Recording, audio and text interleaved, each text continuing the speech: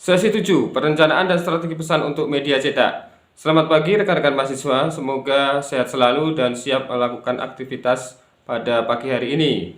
Pada akhir masa pembelajaran di materi inisiasi ini, mahasiswa diharapkan mempunyai pengetahuan tentang strategi penggunaan media komunikasi yang dibahas pada modul 7 BMP Perencanaan Pesan dan Media Eskom 4314. Informasi sumber belajar utama modul. Pada pertemuan kali ini, buku materi pokok yang dipakai adalah Perencanaan Pesan dan Media Eskom 4314. Namun tidak menutup kemungkinan Anda mempunyai referensi lain untuk meningkatkan pengetahuan Anda.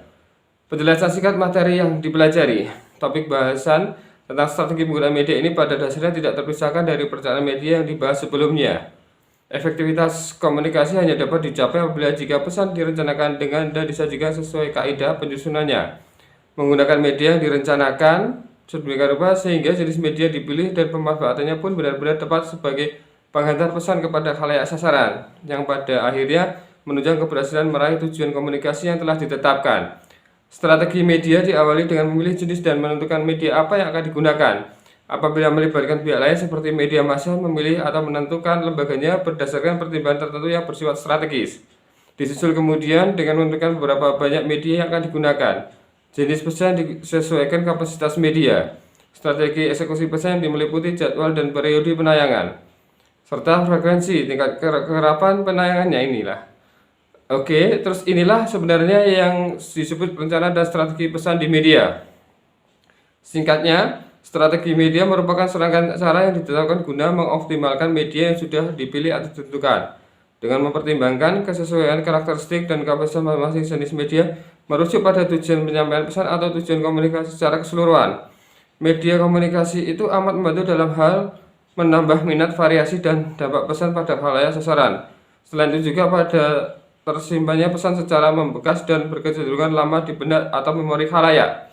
Oleh karena itu, mengoptimalkan media berarti menggunakan jenis media yang tepat dan mendayagunakannya untuk kepentingan menjaga khalayak sasaran secara efektif dan efisien. Ditandai dengan meningkatnya pemahaman atau suatu topik minat dan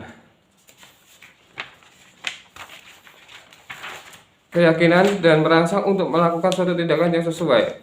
Selain itu, dengan strategi penggunaan yang tepat, media pun berperan menumbuhkan sikap tertentu seusai maksud dan tujuan besar, membekas dan memperpanjang penyimpanan informasi dan memberikan pengalaman tertentu. Media cetak sesuai namanya adalah saluran atau media komunikasi yang menyajikan pesan yang tercetak atau hasil cetakan berupa tulisan, gambar, atau perpaduan keduanya. Sajian media ini adalah konten atau muatan khas yang hanya bisa dibaca atau dilihat.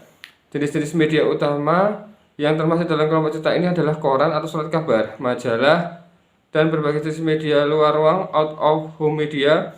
Masing-masing memiliki karakteristik khusus dalam hal kemasan pesan. Konten atau muatan koran atau surat kabar terbagi dalam 3 kelompok, yaitu pemberitaan yang meliputi berita news, dan features opini yang meliputi tajuk rencana, editorial, artikel, kolom, pojok, dan surat pembaca. Iklan yang meliputi iklan display, iklan baris, pariwarta, advertorial, dan layanan masyarakat. Majalah memiliki konten atau muatan yang sama dengan surat kabar, hanya ada sedikit penyesuaian saja nama atau sebutannya dan bentuk ruang atau halaman. Sementara itu, untuk media luar ruang umumnya adalah iklan dan publikasi. Mengingat asumsi bahwa kita ini hanyalah pengguna media, bukan pemiliknya, maka tidak semua konten itu dapat dijadikan ruang penyampaian pesan untuk kepentingan kita. Berikut ini gambaran tentang kemasan pesan yang dapat dikembangkan dalam media cetak. Sekali lagi, di bawah asumsi kita adalah pengguna yang mewakili diri sendiri atau sebuah institusi atau organisasi.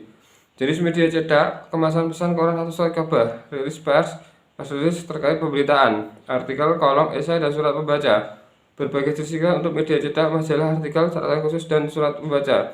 Berbagai jenis iklan untuk media cetak, media luar rumah ruang, publikasi iklan. Selamat belajar dan tetap semangat.